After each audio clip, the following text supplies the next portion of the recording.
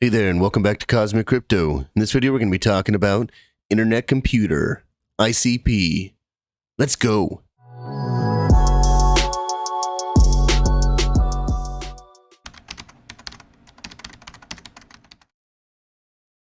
Alright, welcome back to the channel. If you're not subscribed to the channel, go down below, hit that subscribe button. And while you're down there, if you can tap the like button, I would really appreciate it. Alright, let's get into ICP. I want to start us off actually on the daily time frame for ICP.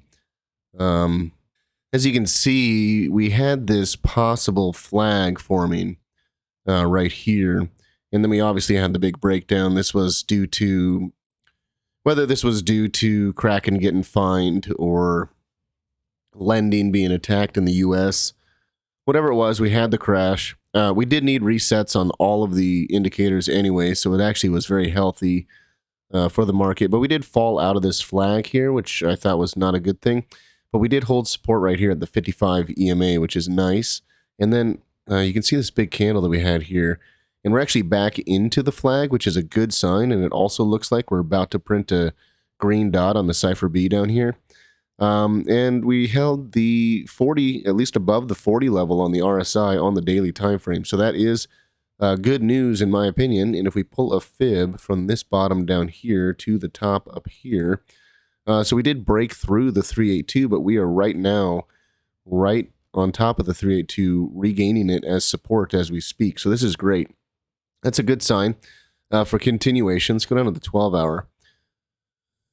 Basically the same thing here. So we held the 200 EMA on the 12 hour, which is really nice to see, and that's where we found a lot of that support. So that's good. But I got some drawings down here. I want to point those out on the, I guess we could do the 4 hour, maybe even the 1 hour. So we'll go down to the 1 hour.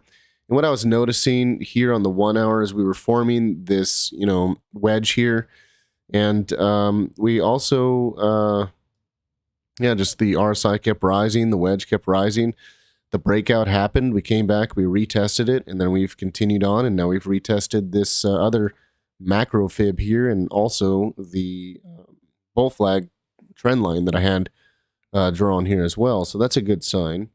Going back to the 4 hour, you can see that we had that nice breakout, and we got the green dot on the Cypher B here for the 4 hour. We have decent volume coming in still, and it looks like the volume's kind of tapering off a little bit. We're getting closer to that 200 EMA on the 4 hour. So I'd start to be cautious right around there. This could just be a retracement back up to the 200 EMA on the 4 hour, and then a breakdown again to come back down and retest this orange trend line right here.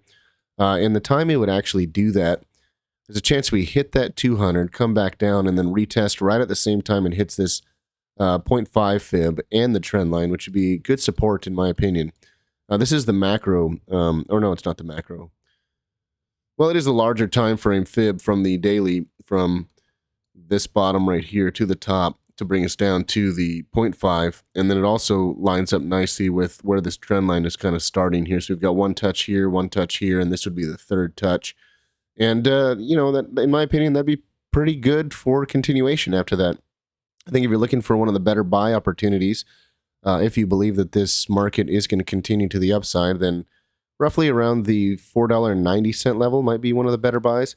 It also lines up nicely with this support level over here that we had previously. So there's that.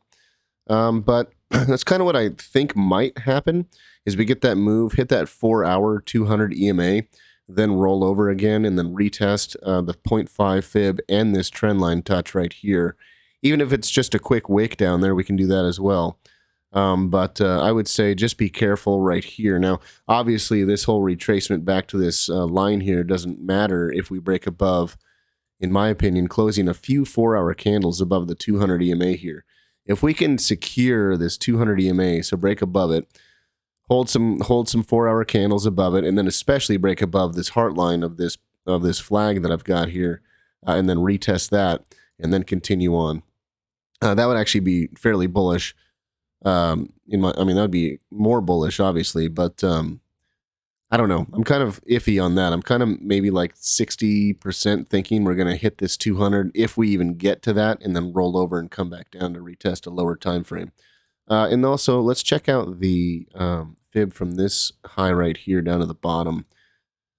And yeah, actually, you can see that, we broke above the 236 fib on the retracement. Okay, and so then the 382 fib is lining up fairly nicely with that 200 EMA. So that's going to be some heavy resistance right there. So we could come up, wick to that 382, get the body close beneath the 200 EMA, and then continue on down to retest this 0.5 and retest this larger macro trend line right here. So that's kind of what I'm thinking. Also on the 4 hour, the RSI did come down and test the oversold area, which is telling me that, it's not as bullish. So we were losing momentum here because in this move right here, we couldn't even come up and test the overbought area. So it fell short in that regard. And then it did all come down to the oversold area here. And so that's bad news for any kind of strong continuation. The strength of this move is definitely waning. And so it does kind of seem like we are going to come back down to retest these lower levels. So just pay attention to this trend line. If we break through this trend line here, which again depends on when we get there, but if my target comes into play, it's going to be around the $4 and let's just say 80 to 90 area. If we break through that area, then you just got to follow the rest of the support lines here.